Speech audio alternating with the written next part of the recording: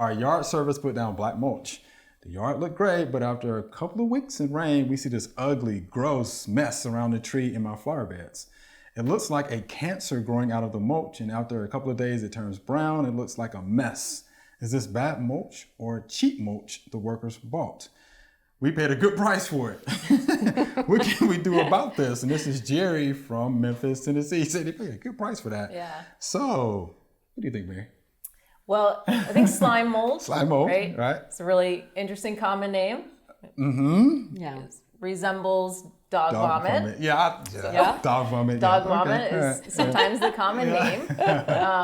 I don't think necessarily it's bad mulch or cheap mulch, but it's fairly common to see it in mulch.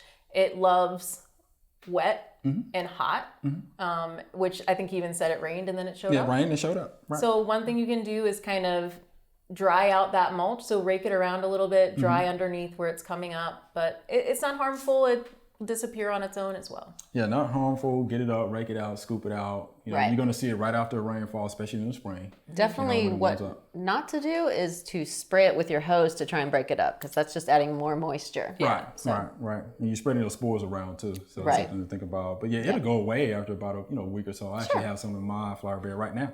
It looks gross, but it looks fun all at the same time. I actually saw a Nova show recently about slime molds, and they have sort of an intelligence that they don't quite understand yet, the way they travel around. So to check that out. How about that slime mold? No dog vomit. Hope you enjoyed the video. We would love to get more questions from you. So be sure to leave us some comments.